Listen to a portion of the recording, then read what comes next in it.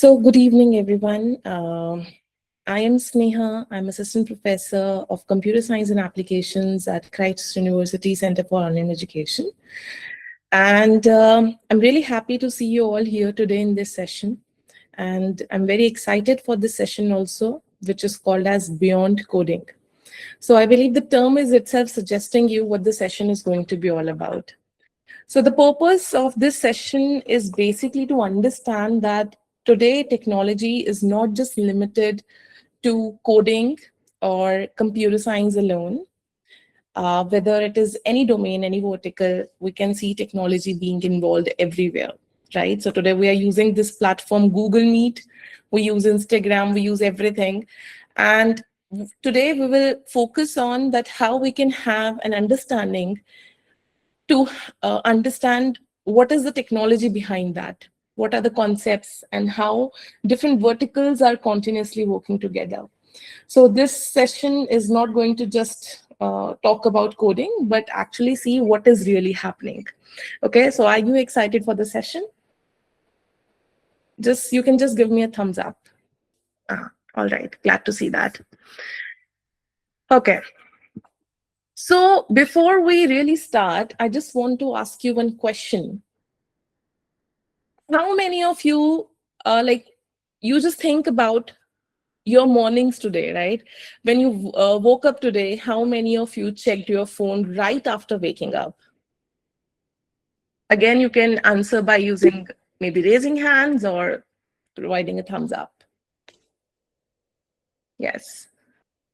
So maybe you might have done to see your messages, or maybe scroll through social media, or maybe check the time, what it is, make a payment if any bill is pending, right? Or maybe to watch something online, right? So now here is something really interesting. Most of us are using technology from the moment when we are waking up in the morning till the moment we sleep. But we have rarely thought about that what is this which is actually running behind all of it. And that invisible force, which I'm sure if there are certain computer science students or professionals, they definitely have an idea about how things are working out, right? So whenever we think about everything happening around digitally, we just see or think, and I have seen multiple people having this perception that computer science is nothing but coding, or maybe having a software job, or maybe people just sitting right in front of the screen and writing codes. Do you also feel the same? Do you feel computer science is just coding?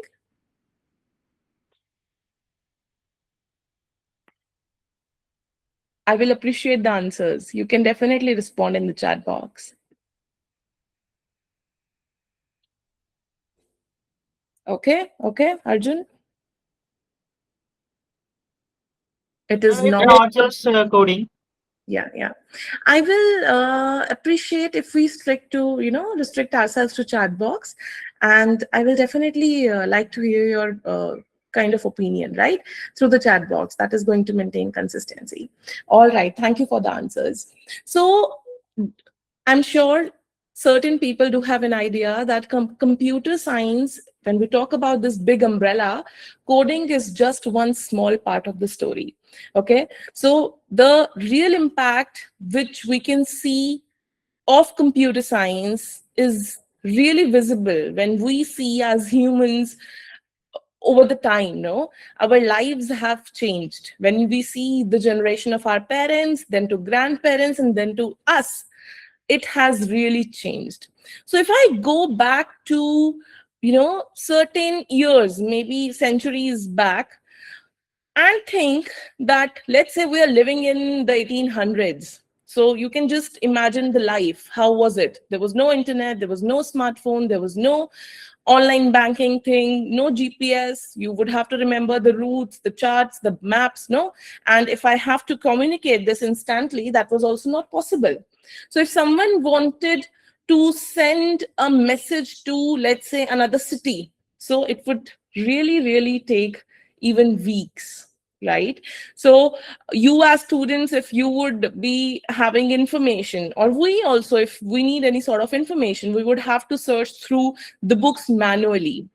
So now what is happening, you all know, we all know what has happened. We can simply see what is happening within few seconds. We can transfer the money, you can attend online sessions, within seconds. How is it happening? There are a lot of people, 1 is to n, n is to n. How is all that happening? Right. So today the dynamics have changed. Computer science has really been evolved, right? And when I feel, you know, computer science, it really didn't begin with modern computers. When we say that computer science began, so there was just a simple human need. What was the need? Can we solve the problems faster? Can we solve them more efficiently? So that was the need. Okay, that is how it really evolved. So that idea gave us this kind of solution where we can see, we started from basic counting tools, and today, then we in fact came to mechanical calculators, and now we have electronic computers. We have computers in everything. You can see all the devices around you, they have computer, right? So if I really go back in history and I talk about the 20th century, like one major turning point came during the 20th century, during the wartime, the World War II, and industrial growth was there. People really needed machines that could process information way more faster than humans, right? So that was the first time when machines were used, not really just for the physical work, but also for calculations, also for decision making, right? So that really, really changed everything. And now I'm sure we know we are using artificial intelligence like anything, right? We have chat gpt, we have different sort of generative ais with us, and now we are just we are not really thinking that what is it which is happening behind all these things, right? So that is the main crux. You cannot really escape from computer science. I have heard people saying, initially students used to say, we really don't like mathematics.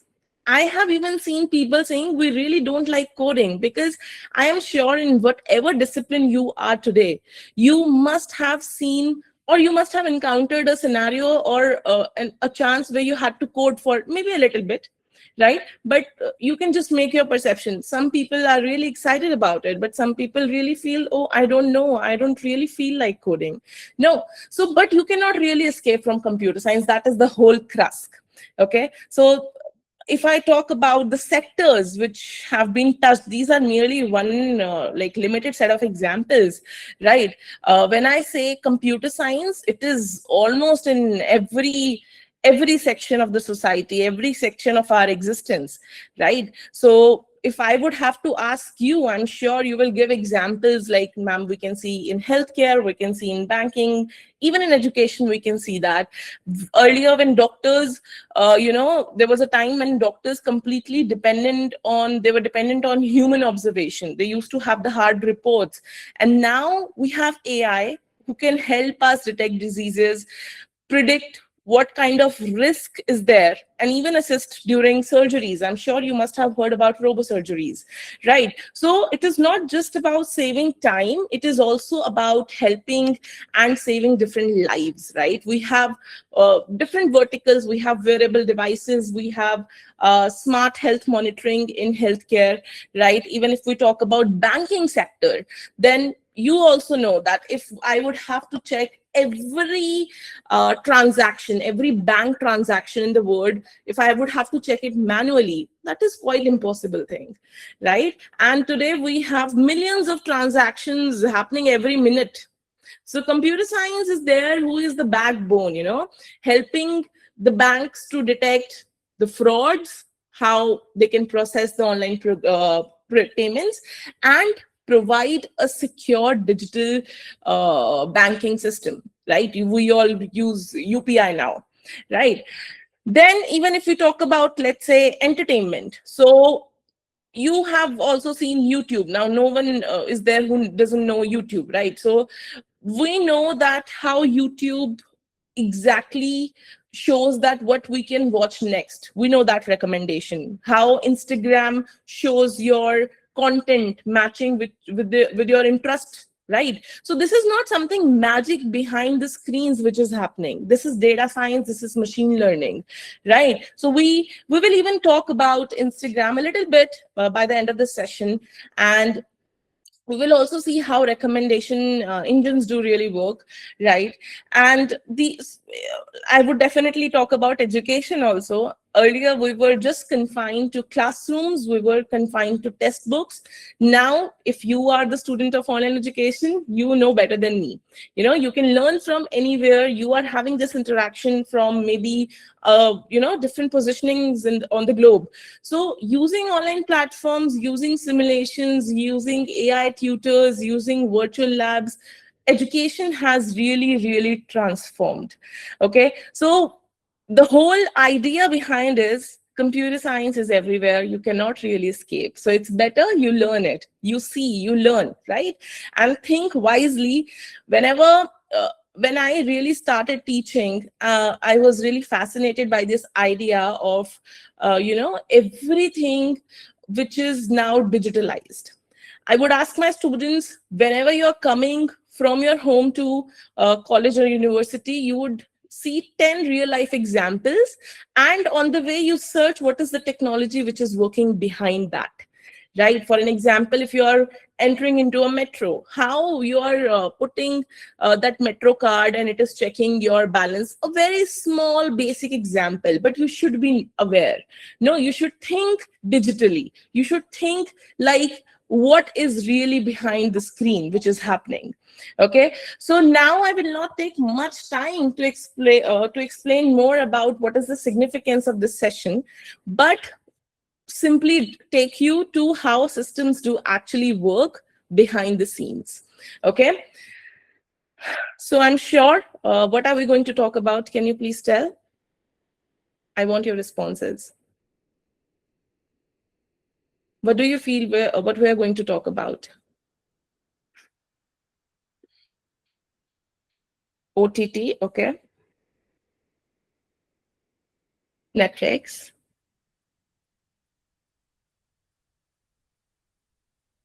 All right. Streaming, user preferences, right? Yes. Yes. So we will see one of the most powerful, most modern computer science application, Netflix, right? So today, when we usually, or we usually watch something on OTTs. If we consider ourselves on, I will have my iPad. I'll just usually click on Netflix icon and casually click on the play button, and within seconds, the video will start playing smoothly. This is which is getting done. Now we really need to understand what is the tech which is working behind it. The play button, but there are thousands of play buttons which are working in real time. No? So before understanding that, let's also understand that Netflix did not begin as a streaming company. Okay? It didn't have the real idea to digitally stream the movies. Back in 1997, that was the DVD era, Netflix started as a DVD rental service in the United States. People would order the DVDs online and the DVDs were physically delivered to their homes, right? Now, even if you stop here, if we think that, you just imagine the problem Netflix would have faced at that time. If we have to, let's say, manage such a huge customer record, if there are huge records, movie inventory, tracking all the delivery thing, payments, and even recommending millions of users, right? So that also required a strong database system, a strong software management system. So even before streaming really existed, computer science was, already becoming, you can say, the backbone for all these operations, right? But then really came the big turning point, you can say, where the internet came into picture. The internet technology started improving globally. Now, this is one of the questions. You please tell me. I've seen people, they're using internet day and night. No, but they have no idea how internet is coming to us. How are we really connected digitally? So if I'm not sure if I'll be able to take that in today's session, but you can always make a point of what you can search by your own self, right? So just think about it. Just give it a thought. If you know, it's very good. If you don't know, please go and search it. No. So I was talking about Netflix, that internet came into picture, and Netflix also did realize something really revolutionary, which is here, that why not, we stream all the movies digitally instead of shipping the movies physically. So that single shift really changed when we talk about entertainment. So that has changed the game altogether forever, right? Because now Netflix is no longer dealing with the DVDs. It is really dealing with massive video files, very important global internet traffic, right? Today, as per certain reports, if we talk restrict to US, then on over the weekends, the most internet usage, like more than 30% of internet which is being used, is on Netflix. So that speaks volumes about this, right? So Netflix was really dealing with a lot of things. Real-time streaming is a catch, data storage is a catch, cloud infrastructure is a catch, and now you can see their intelligent recommendation systems. Whenever you sign up on Netflix, you're a new member. What do? You actually tell them what are the specific genres you would like to watch, right? And then you watch, then it corrects itself. It recommends you movies on the taste of yours, right? Whatever you watch, it does recommend you that, right? So now let's see that how does Netflix actually does all this working. Okay, so when you click on a movie, what does really happen behind the screens? Let's understand that. A, the data. So you need to understand that Netflix stores enormous amount of data. Okay, not just movies, not just web series. You also know there are subtitles, right? There are thumbnails, there are audios which are available in multiple languages, there are user profiles. If you have an account, there are multiple users which you can give really the association, right? There are viewing history, what did you really view? There are searching histories. Then you have ratings, right? And there is behavioral data. So now you imagine that if we need to store this amount of data, okay, you imagine storing thousands of movies in that too ultra HD quality, right? So one movie definitely might take several gigabytes of storage, right? So Netflix really handles petabytes of data, and this data is not just stored on a single computer. We need to understand that. Okay, people really think, how would it be really stored on a single computer? Maybe no, it is distributed across different cloud servers which are available worldwide. And you can simply understand that when we talk about the cloud computing services, Netflix does use them, and an irony is they do take the services from AWS, which is Amazon Web Services. Now, I will not go much deeper into why they're offering that when they already have their Amazon Prime. So that is not supposed to be discussed, right? Now, one question to you. Why videos don't buffer much when we are watching something on Netflix? When we know that millions of users, millions of peoples across different countries, and on weekends, I'm sure they start watching maybe the same show simultaneously, then why does not video buffer much? Now, again, this is a question, right? How is Netflix really, sorry, preventing the buffering? So the answer to that is CDN. What is CDN? CDN stands for Content Delivery Networks. Okay, so what is CDN? Let's say, imagine if every Netflix video had to travel from one central service, which is there in US, to every user worldwide. You think about it, how costly affair this is, how the internet bandwidth is going to be occupied, and internet traffic would become extremely slow. I believe we understand that, right? So what does really Netflix do is, instead of doing all this, that having one central server at one place and sending it worldwide, Netflix create multiple copies of popular content and stores them in the servers which are located across different countries and different cities. Okay, so these are the servers which are placed close to us, the users, right? They're very close to us. So let's say if someone watches Netflix in India, so the video may come from a nearby Indian server instead of some other continent. If that is, one popular one. I will also talk about, there are multiple things which, like, not everything is being stored on the local server. Okay, so even Netflix has its own CDN. Okay, we call that as Open Connect.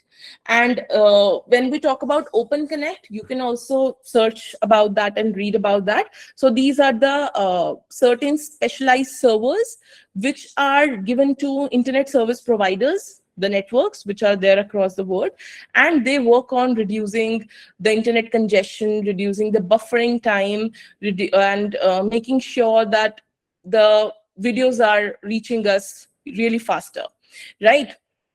Now, one question to you. I don't want it to be a single-sided kind of story. I want you to ask one question.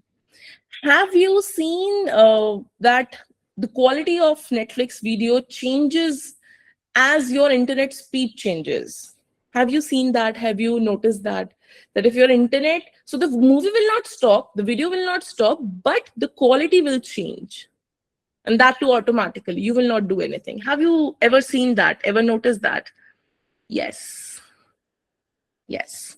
Right. I'm glad that if like you think and you observe what all things are happening. So this is not randomly happening.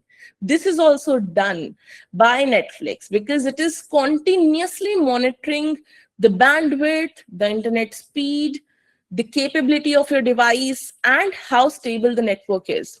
And then algorithms do dynamically adjust video qualities in real time. Okay. So this is how they give it to us. But now there is the main challenge. What is the challenge? The video streaming itself is the challenge. Movies are huge files, no? We cannot really wait for the full movie to download before actually playing them. So how will we really solve this problem? What does it really do to solve this problem? So it breaks one big video into smaller chunks, right? So let's say instead of sending a full 2 GB movie at once, what will it do is it will simply send tiny video packets, but continuously. Okay, so when you watch one part, the next parts are already downloading silently in your background, and this is what is called as streaming. Okay, so this is, I believe, getting clear to you. Also, now when we see about Netflix, I generally, if I ask someone that what is Netflix, now the learners are really ready with the answer. This is a recommendation engine. No. Yes. Instead of like multiple things are streaming, most of the things are recommending you because there is data. Data is getting analyzed. This is more powerful, Even if we talk about our fuel, data is as important as that. That is a different story then. But coming back to recommendations, so after handling all the storage, all the streaming thing, now the focus is on personalization. Okay, so there are machine learning systems who do analyze what is the viewing habit, what are the genres maybe people are watching, what is the watch time, what kind of content they are really skipping.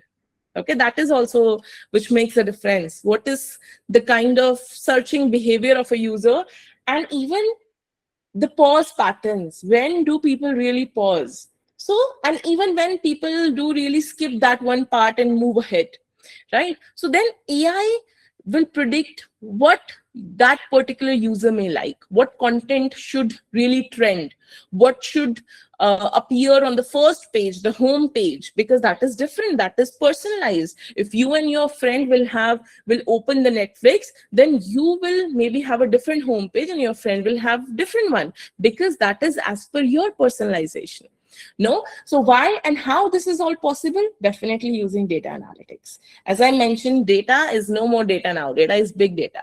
No, Netflix does not only use your data to recommend your content. One major point I will also mention that you are definitely getting the recommendations, which is a good thing. You're getting streaming, real time streaming, which is a good thing. One more thing is there, which is happening with your data, that it is not using your data only to recommend the content. It is even using your data to create the content. Do we know that?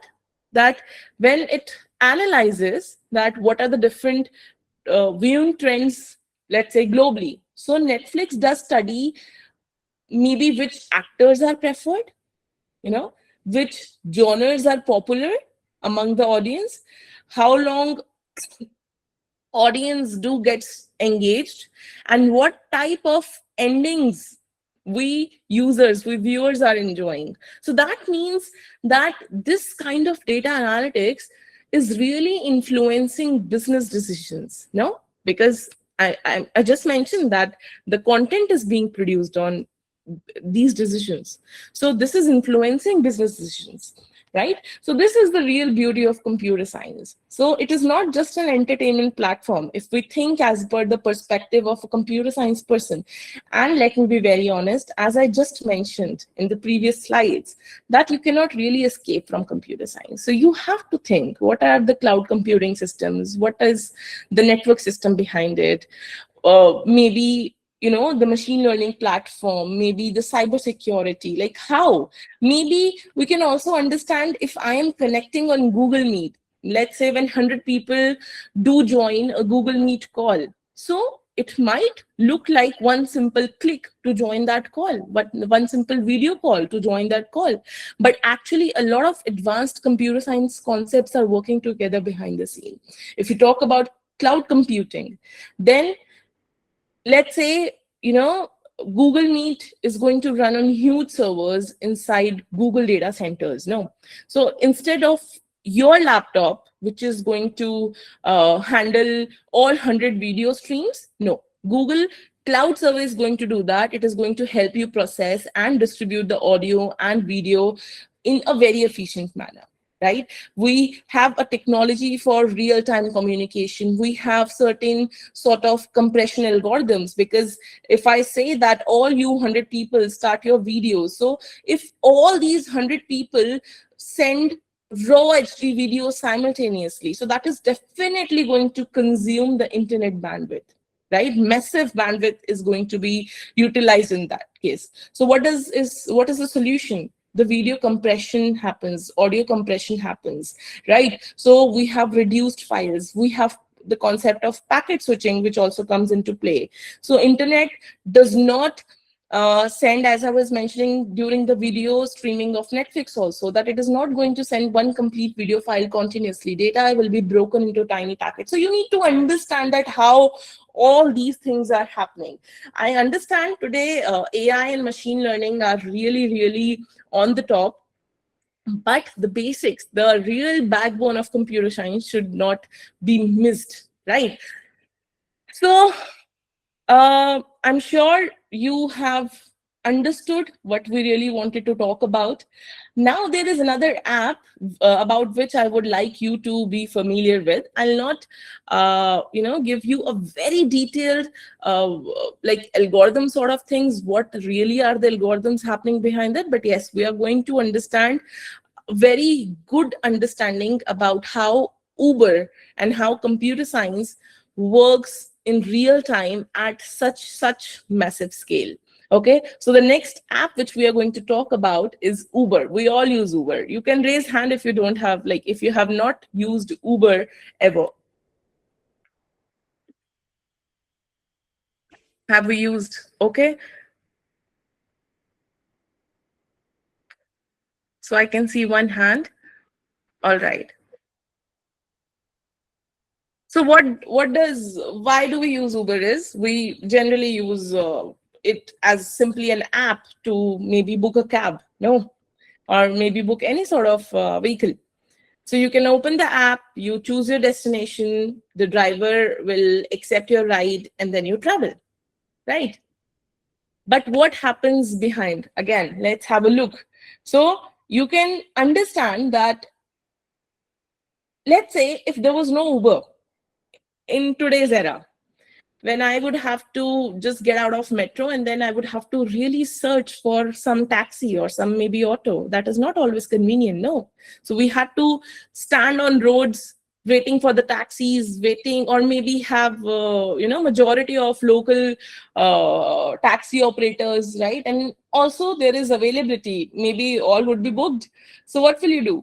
So Uber came into picture and it gave you one of the brilliant solutions. No, so the moment you open your app, when you click on Uber app, you will see that your location is turned on. It will track your real-time location using the GPS technology, obviously, right? So your communication from this, your smartphone will start happening, right? So your smartphone with it is going to talk to or communicate with the satellites and share your real-time positioning with the Uber server.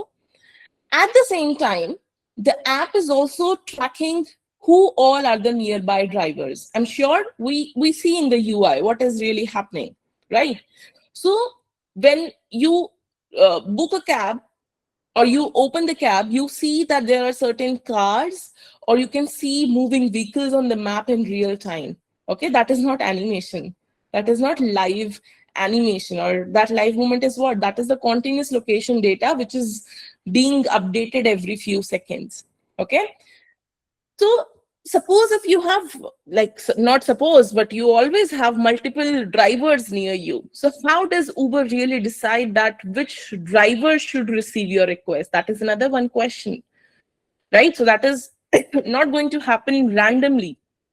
The algorithms are going to analyze multiple factors. And one important thing is that all is happening so instantly that you are not getting time to think about that, right? So it will think which driver is really closest, what are the current traffic conditions, right?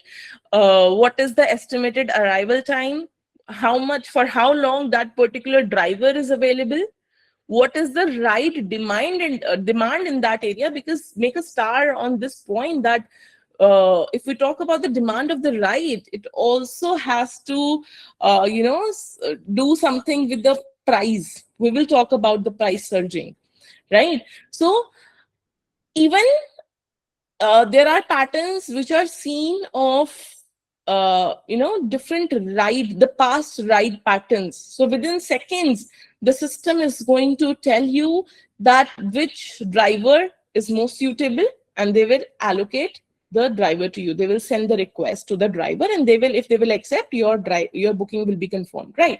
So this whole process is happening so fast that we are not realizing that how much computation is really happening in the background, right? So once your let's say your ride starts, now you can see real-time navigation. Also, you can also share your ride details with your friends and family, right? So for this also, the system is continuously processing your live traffic updates. You might have seen there are certain prompts which come up if the vehicle is stalled for a long while, right? So even if there is road congestion, it will not prompt you. So everything is happening in real time. If there are accidents, it will show you on your map. If you will have the whole route history where all the cab moved.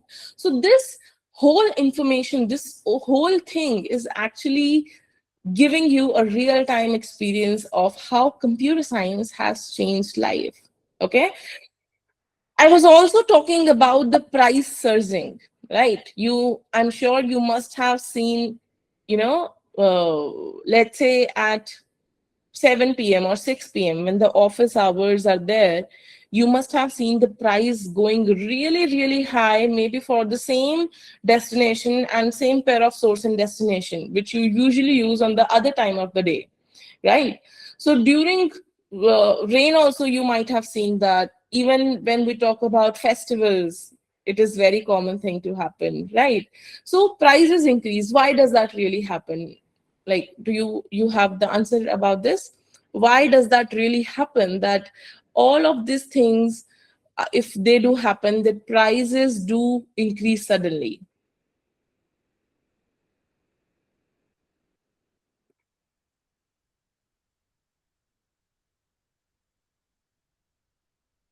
Demand increase. Very good. Based on learning daily demands. Okay, good. Yes, yes. Indeed, it is about the continuous demand and supply thing. So if too many people are requesting the rides maybe in the same area, and the number of drivers are less, so the system is going to temporarily increase the price. It is not going to be there with you forever, but for that particular moment of time, the prices will be increased. So why does that happen? Because more drivers would want to have high prices. So more drivers will be encouraged to move towards the high demand locations, isn't it? So even when we see more drivers are coming, and then after certain time you will see that okay, the prices are normal. So see, even if we talk about pricing, so this is all automatically happening. No one manual person is there and doing all this thing, right? So this is all happening and getting managed automatically, again through data analytics, right?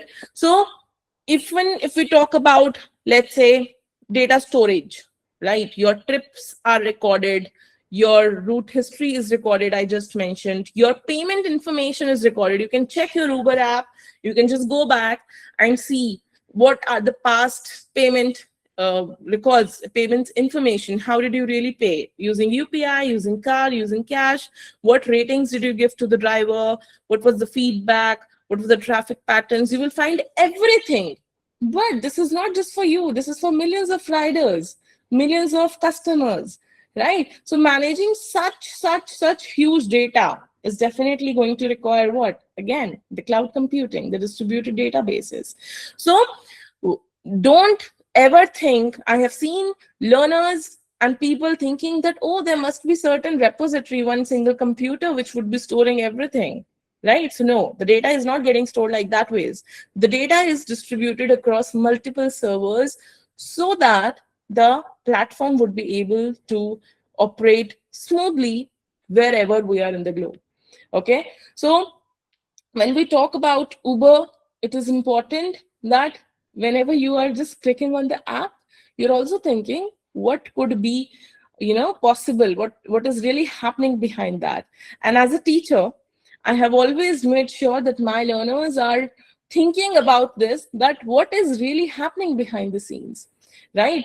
It is a very common practice now that order we generally order.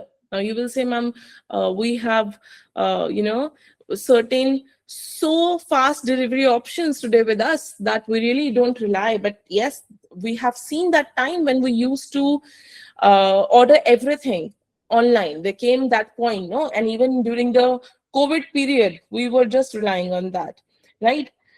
But I'm not going to talk about whether you should really order or not. I am here to talk about something different, give you a different perspective about that. Okay, so I'm sure, and I'm really sure you will agree that whenever we order, let's say I am searching for a laptop on Amazon, right?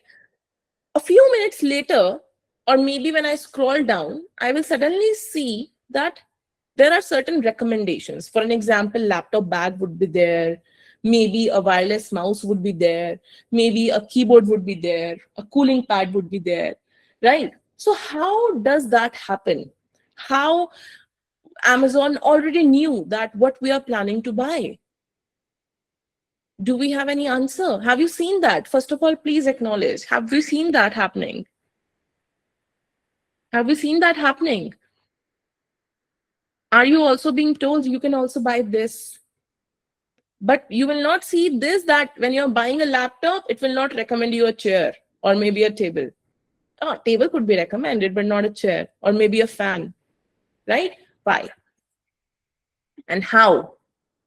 So the answer is recommendation systems and data analytics, right? So we see Amazon to be just an online shopping website, but it is also making decisions, and some really huge decisions. Millions of products are available on the platform, right? So even you might have seen during the sales, the big billion days of Flipkart, no? So so just imagine so much of traffic, so much of data available on the server, how everything is getting managed, right? We really cannot give our users a bad experience. So how everything is getting managed in real time, right? So let's say if I have to find a product on the app and that product is not available, or maybe the product is not really up to my satisfaction level, what will I do? I will just leave the app, I'll go somewhere else. So Amazon will not want that. It has one single objective: show the right product to the right customer at the right time. Okay, so when we say that we need to achieve that, it really, really depends upon computer science. So the very first thing is data collection. I always say data is the most important entity. The first thing is to collect the user interaction data. Okay, when I say data, I'm not really saying just the purchases. Okay, so it also does observe what you are really searching for. You're not purchasing, but you're searching.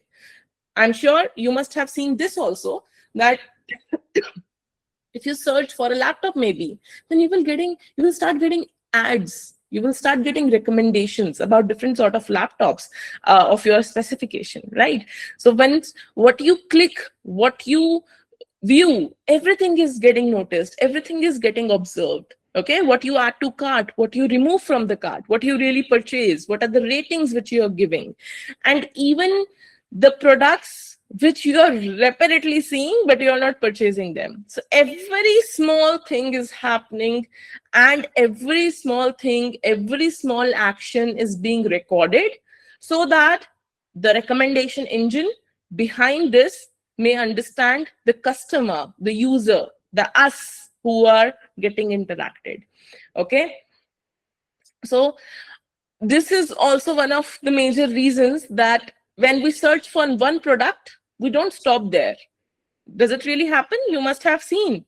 When we search for one product, we do not stop there. We keep on searching related products everywhere. No, we just observe it happening all around us now. Everyone is recommending the same things because the recommendation systems are constantly analyzing what kind of behavior I'm having, right? What do I really want to have? Okay, so Amazon will try to product, or will try to think about the products which the customer are most likely to purchase next, not just this purchase but next. Okay, and for that matter we have different machine learning algorithms. When we talk about recommendation, we have content based recommendations, we have collaborative filtering approach, we have even a hybrid approach for that matter, which also has specification for user based thing or item based thing. But I will really not restrict myself to I will rather restrict myself to go into those technical terms. Okay, so I'm sure we are having an understanding that how things are happening. And even if I talk about Amazon, there are multiple more things which are available. No, so when we're talking about recommendation, we need to talk about personalization also. If two users are searching for the same product, they may still get different recommendations. You can search it, you can have your mobile phone, your friend's mobile phone, or your family's mobile phone. You can just search for the same product, and there are chances, and there are higher chances that you will get completely different recommendations, right? Why? Because it is going to personalize the content based on my individual behavior. Okay, so one user maybe would prefer certain budget products, right? Another maybe user maybe find certain premium in that particular category. Okay, someone may focus on having fast delivery, someone maybe having uh, see that which products have more ratings. So that all depends upon my personal thing. So as per me, I will be getting recommended.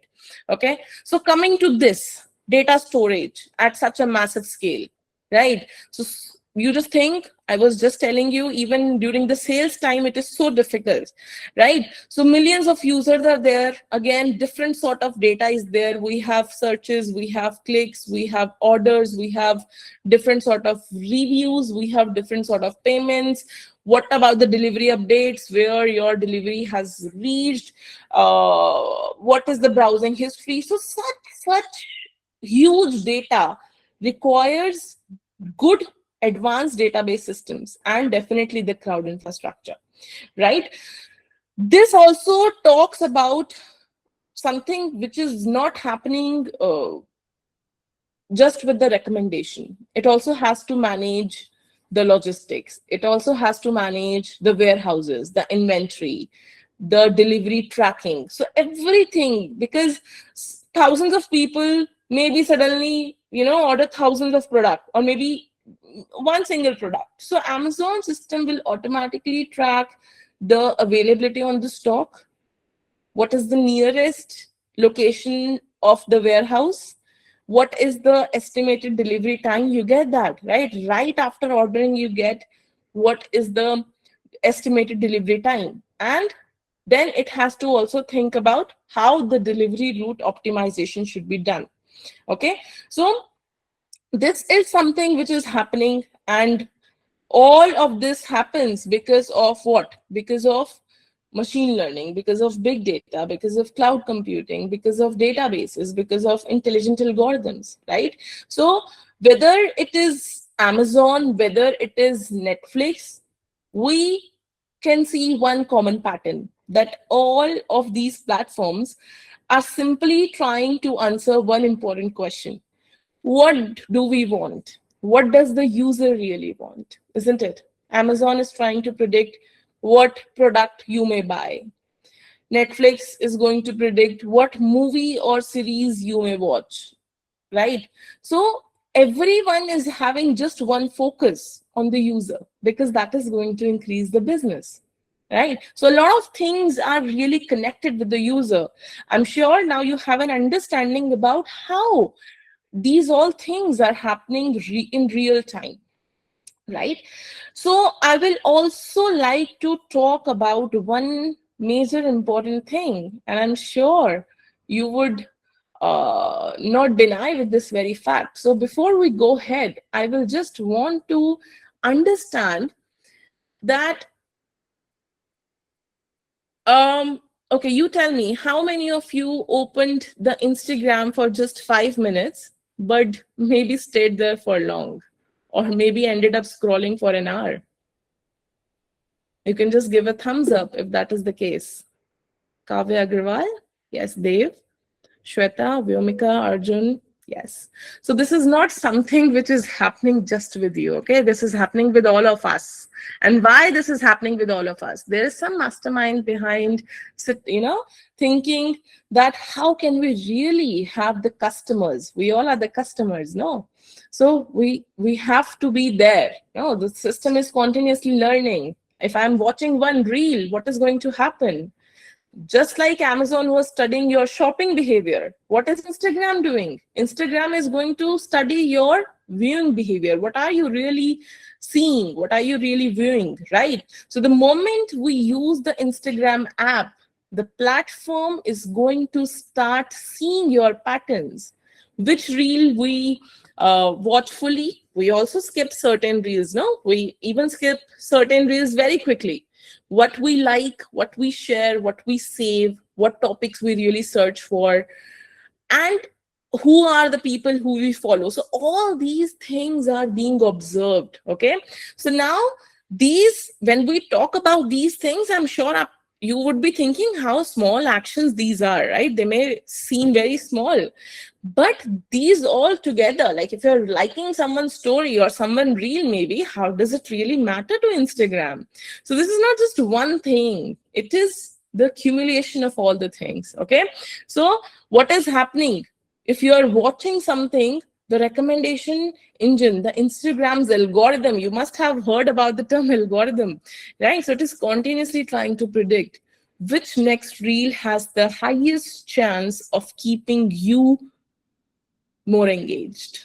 right? And that is why we're just opening the Instagram and we're just there. No, we're just watching because it is giving, as per me, it is not giving me anything irrelevant, right? It might happen that something irrelevant would come, but I would just skip it, and the algorithm will learn that, okay, this user is not really into this kind of data. So every other person, you will see your reels and you will see someone's else feed as completely different one. So this prediction is happening all because of machine learning, all because of behavior analytics. Okay, your recommendation algorithms are there, and hence we can see that uh, you know these are the things which are getting addictive. So we are not having, you also know the attention span is quite low. I'm sure in the session also you must be feeling that, oh my god, it's such a huge session. So certain, every person has different attention span, but generally, the research says it has shortened over the period of time, right? So there is the psychological side which is combined with the computer science for Instagram. That Instagram reels, you will see that they are intentionally designed for short amount of time, short videos. Even you have YouTube shorts now, right? Why? Because short content gives you quick emotional rewards. You will get the reinforcement, get the rewards very quickly. You will understand what humor it is, what, if you are excited or not. So that is a different ball game together. There is a dopamine release in our mind. So if that happens quickly, we will be more addicted to having quick dopamine release, right? So it might depend upon user to user, but every swipe is creating uncertainty. Okay, so every time once the dopamine release happens, let's say you watched a humor video, you laughed, and then you will just scroll up, you will think maybe the next reel is going to be more interesting, and that is how we are just hooked. Someone has to tell us, oh, that is it, now you have to keep your phone aside. Okay, or maybe some work really comes into my mind that, okay, now I need to really stop, right? So this is infinite scrolling. So earlier, if we talk about different applications, they used to have a stopping point where you will stop, right? You will naturally stop. But platforms like Instagram, they are continuously loading new content automatically, which is really not good for our brains. But I'm not going to go into that, right? We're just going to work on technically how things are happening. So the app is going to fetch the videos from the servers in real time whenever you are scrolling. Okay, so you can also think, if we talk about Instagram, there are billions of users who are sitting worldwide, and they are uploading their videos, they are liking your posts, they are commenting, they are sharing, they are watching the reels simultaneously. So Instagram would also have to store that huge amount of data, no? Process such big videos. uh, as I mentioned, there are different sort of personalizations. You would have a different feed, maybe your partner, your parents would have altogether different feed, right? So all these things are happening real time. Then the major thing, delivering such kind of content, that too globally in real time, so that does require a lot of computer science fundamentals, like cloud computing is there, distributed databases are there, networking, AI systems are there, we need high speed servers, right? So one thing is very clear with all of these things: technology is changing, you know almost every day, right? And whether we like it, we don't like it, it is a part of our lives. I myself, I'm saying that this is just going you instant dopamine release. This is not really good, but I cannot really escape. I'm not just talking about one particular app, but it is, as overall perception is there, I cannot really escape from even using that, even if I don't understand all these things as a user. Okay, so gone are those days when we used to think, or when we used to really say that computer science is only for engineers or maybe only for programmers. It is present everywhere now. You will see a student from maybe biology, they may use AI in healthcare.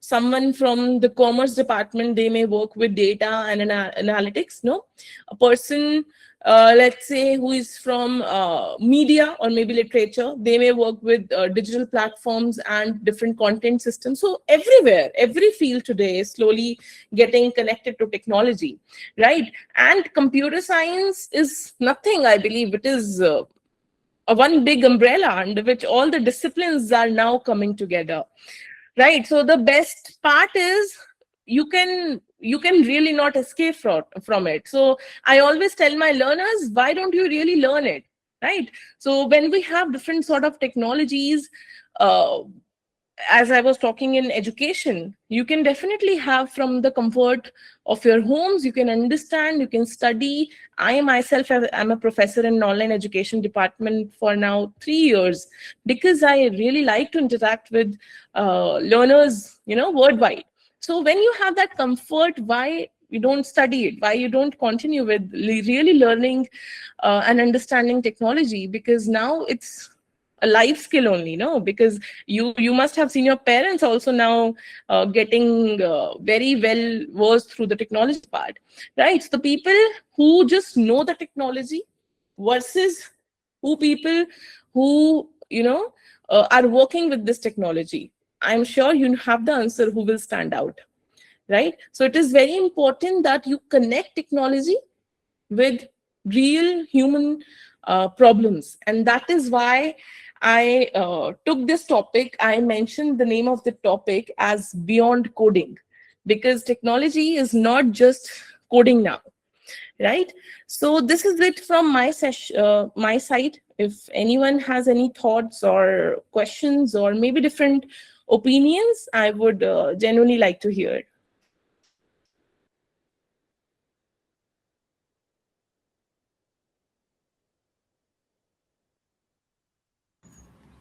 Any questions, If anyone? anyone has any questions, please do feel free to ask, or you can type the message in the chat box.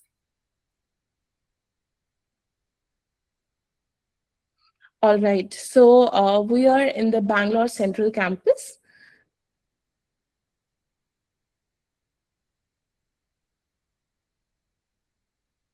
But if you are asking Pramath for I'm not sure with what respect you are asking this question.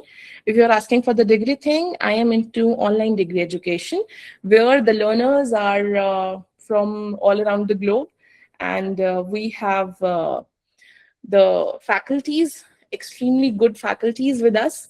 And we are giving education as we give in the offline domain.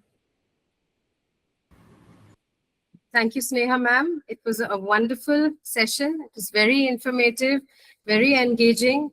And I'm sure all of us, we just sat through and we were, found the session very informative. So thank you so much, ma'am, for your time. It was a holiday, but you took out time for all of us. So thank you so much. Yeah. All right. Thank you, ma'am. Thank you for your work. Thank you, everyone, for staying here and listening. I hope to connect with you, right? Have a good day, everyone. Bye bye.